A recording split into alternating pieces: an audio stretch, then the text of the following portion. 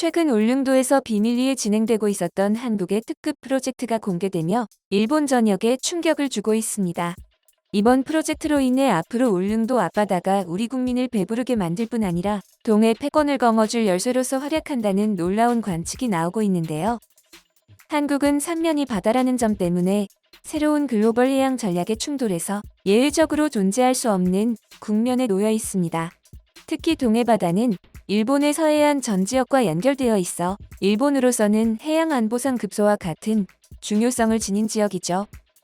동해의 중요성이 부각되고 있는 이 시점에서 지구온난화 현상으로 인해 북극해의 역설이 성립되어 냉대와 불모의 지대로 인식되었던 북극지방이 활기를 띠게 되고 북극해 항로가 각광을 받는 이변이 진행되고 있습니다.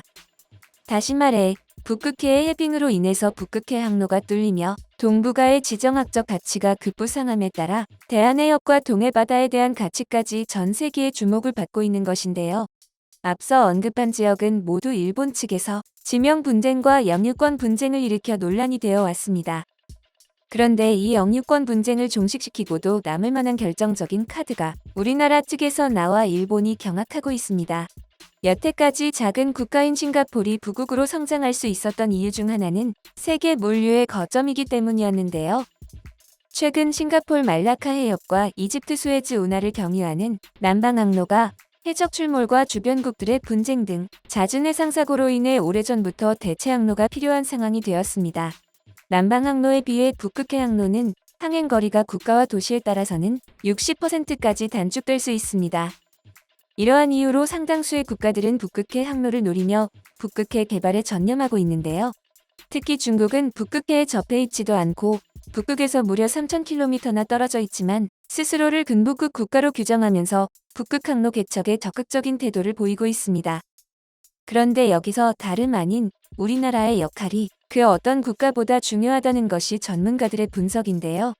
무엇보다 대한민국은 유빙을 부수고 항행을 할 수 있는 세계 최고 수준의 쇠빙 LNG 선박 기술을 보유하고 있습니다. 그렇기 때문에 분석에 따르면 다른 국가에 비해 한 발 앞서 북극 항로 시대를 개척할 것이라는 전망이 지배적입니다. 또한 부선항이 최근 들어 북극 항로의 아시아 거점으로 부상하고 있습니다. 지질학적으로 안전하지 못한 일본에 비해 부산항은 아시아에서 유럽을 잇는 북극 항로의 중심에 위치해 있고 동북아 주요 항만 중 북극 항로에 가장 근접해 있습니다.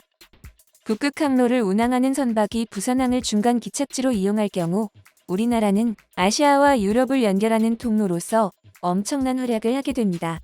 실제로 해수부가 공개한 보고서에 따르면 러시아 극동 지역의 국내 해양수산, 물류산업의 전진 기지를 만들기 위한 포디아 폴스키 항만 개발 사업이 순조롭게 진행되고 있는데요.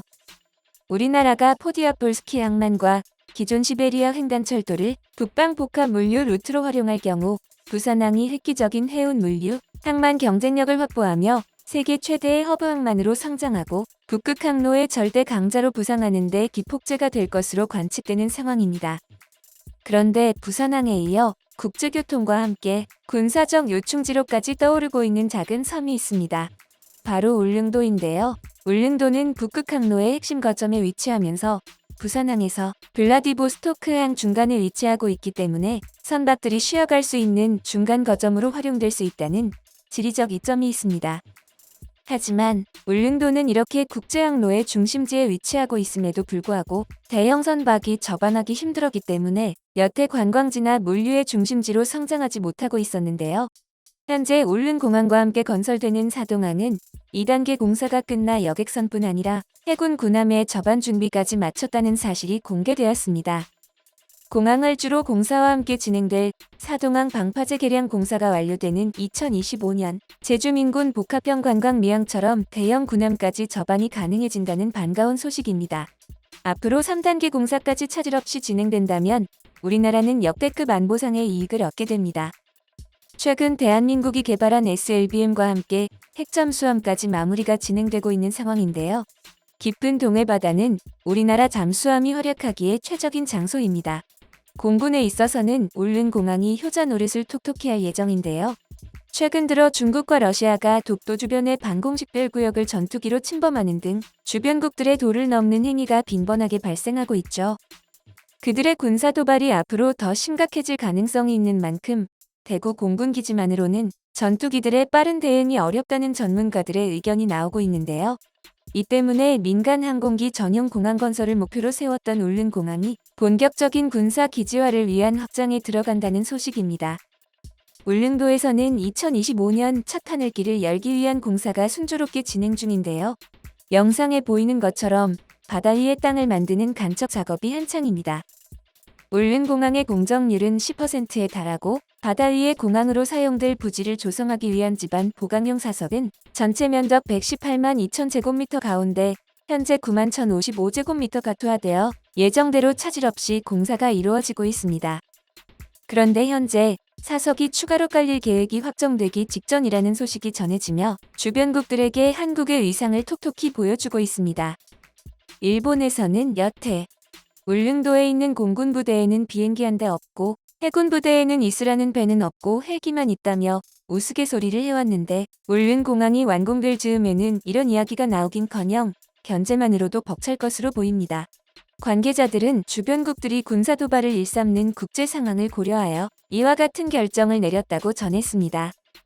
이처럼 울릉공항은 이제까지 배편으로 의존했던 지역 경제가 상대적으로 널널한 비행기편으로 갈아타게 되었고 환자 긴급 수송도 가능해졌을 뿐만 아니라 군사적 요충지로서의 가치까지 더해져 동해 패권의 히든카드라고 불려도 과언이 아니게 되었습니다. 2015년 국토부에서 사업계획을 확정고시한 후 울릉공항은 길이 1200m, 폭 36m의 활주로, 길이 1320m, 폭 140m의 착륙대를 건설 중이었는데요. 당시 많은 사람들이 활주로가 너무 짧다는 우려를 표했죠. 하지만 최근 발표된 울릉공항 건설 계획에 따르면 공사 전체 면적이 4.2% 증가해 비행기 계류장이 기존 6대에서 11대 규모로 늘어났습니다.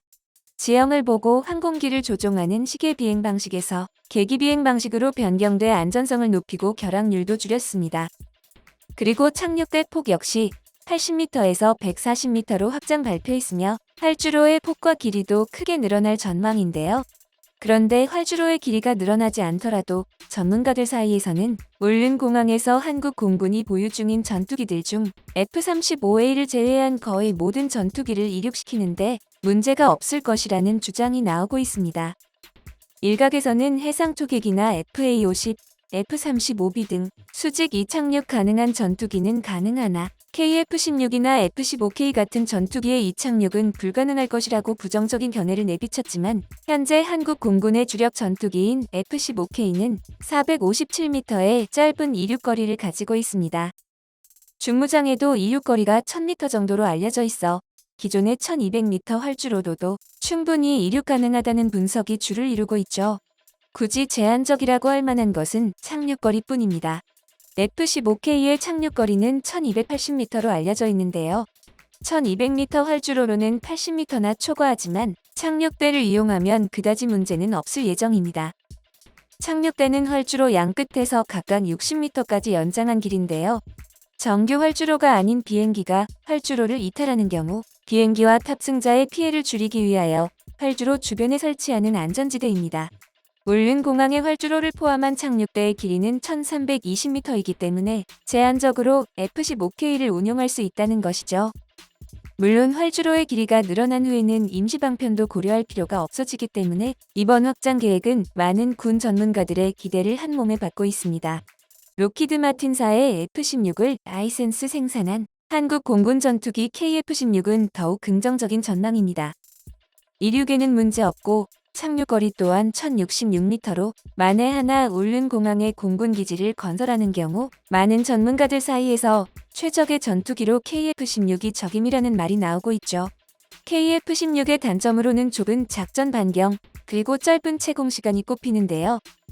이런 단점마저 울릉공항으로 극복할 수 있다는 사실이 밝혀져 앞으로 울릉공항이 독도 방어에 큰 힘을 보탤 것으로 기대됩니다. 여기에 백령도에 건설될 예정인 민군 합동공항까지 가세하면 북한 측에서 수상한 낌새가 보일 시 한국이 발빠르게 대응하기 충분한 환경이 만들어집니다. 백령공항 역시 기존에는 경제적인 이점을 고려하여 건설 계획을 세웠으나 최근에 국제 정세를 반영하여 북한과 중국 군사 도발의 최전선이라는 형태로 계획을 변경하게 되었죠. 수많은 사람들의 노력 덕분에 울릉공항과 사동항은 앞으로 우리나라의 군사, 관광, 과학 전초기지가 될 전망입니다. 앞으로도 우리나라가 선제적인 방법으로 주변국을 리드하는 자세를 가지고 전 세계로 뻗어나가길 기대합니다.